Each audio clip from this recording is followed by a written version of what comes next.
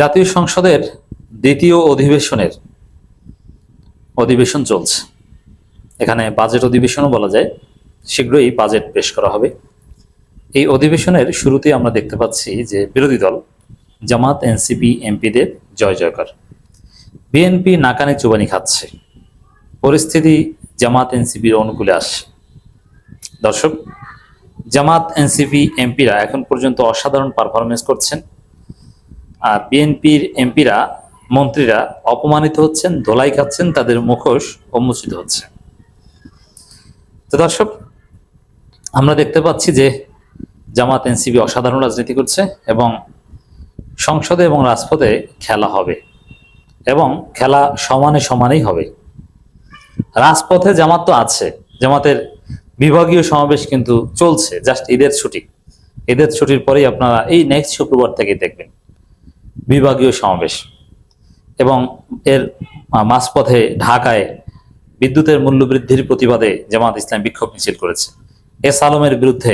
BNP S আলমের বিরুদ্ধে জামাতপন্থীদের আন্দোলন ইসলামী ব্যাংক রক্ষায় চলছে এবং তরুণ প্রজন্ম সামনে দেখবেন যে বিসিবি রক্ষায় আন্দোলন করছে। বিসিবি যেভাবে ধ্বংস করে দিয়েছে তারেক রহমান, আমিনুল, তামিম ইকবালরা, এই জন্য অনিবার্যভাবে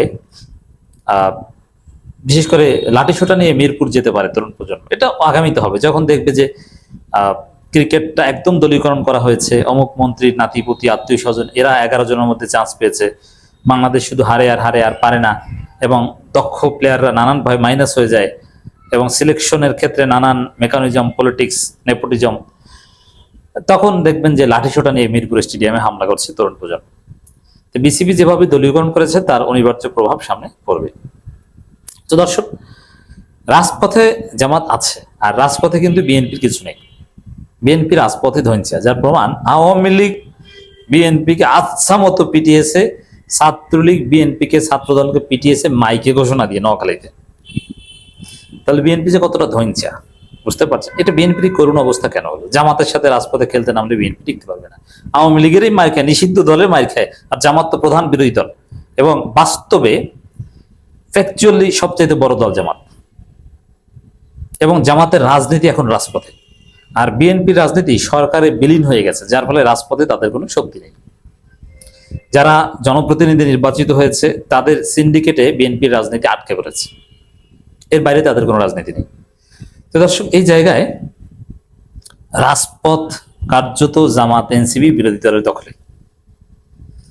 রাজপথে বিএনপির কোনো কর্মসূচি কার্যক্রম দেখাতে পারে এবং সেগুলোতে তেমন কোনো গতিশীলতা আছে নাই, এবং সাংগঠনিক যে প্রোগ্রাম এগুলো কিছুই নাই।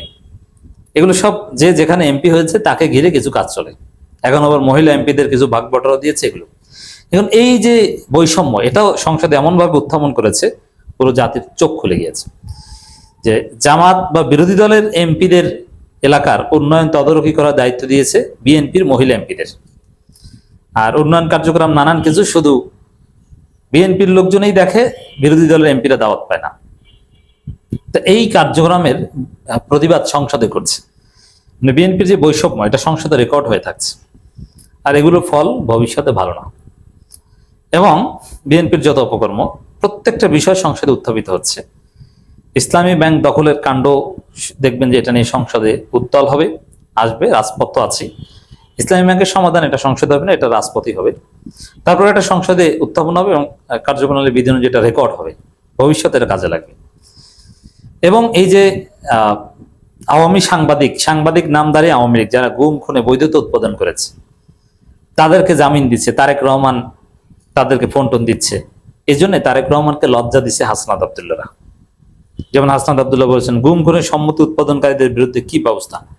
গুম খুনের সম্মতি উৎপাদনকারীদের তারেক রহমান ফোন দেন, মানে গুম খুন যারা করেছে তাদেরকে বৈধতা দেন, যাদেরকে এনকারেজ করছেন, পুনর্বাসন করছেন, এরকম একটা আলোচনা চলে এসেছে। তো তারেক রহমান পদে পদে সব জায়গায় ধরা খাচ্ছে।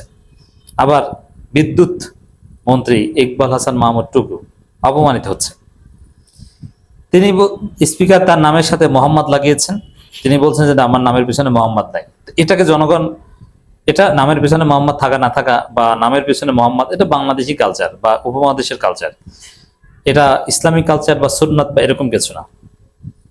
যেহেতু হিন্দু বা নানান ধর্মের লোকজন ছিল, তাদের থেকে পৃথক বোঝানোর জন্য নামের পেছনে মোহাম্মদ লাগানো হতো। কিন্তু আরবের লোকজনের নামের সাথে সাধারণত মোহাম্মদ নাই, বরং মোহাম্মদ এটা একটা আলাদা স্বতন্ত্র নাম।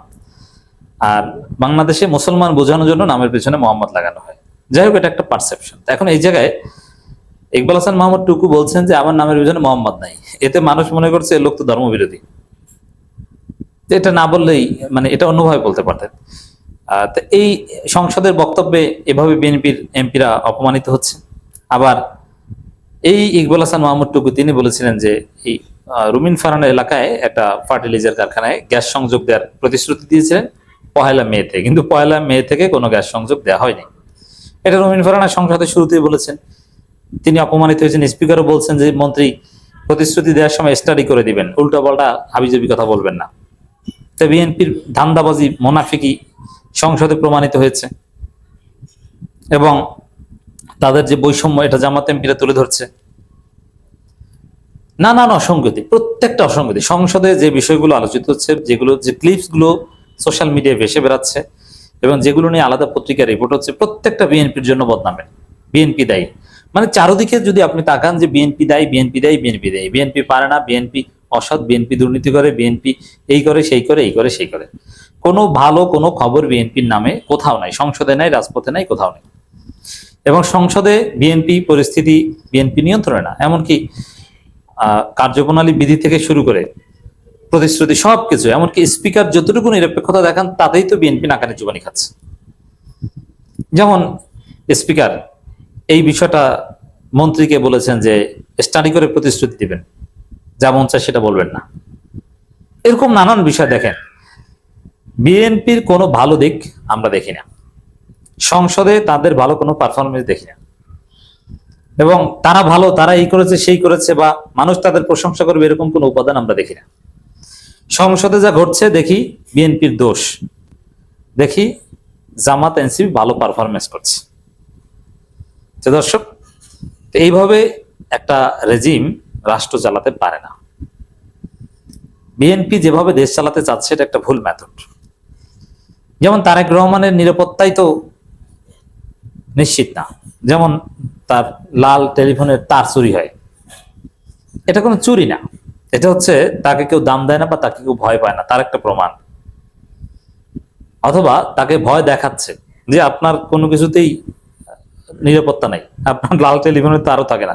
সচিবালয়ের মতো একটা কেপিআই, যেখানে অনেক ধাপ অতিক্রম করে প্রধানমন্ত্রী দপ্তরে ঢুকতে হয়, সেখান থেকে লাল টেলিফোনের তার চুরি করে তারপরে বাঙালির কাছে বেচে, তাহলে বুঝেন যে কি অবস্থা। কেউ দামই দেয় না, কিছুই না। তো ওভারঅল সংসদে যা হচ্ছে এবং রাজপথে যা হচ্ছে, বিএনপির অবস্থা খুব খারাপ। বাজেট ঘোষণার পর রাজপথ আরো উত্তাল হতে পারে।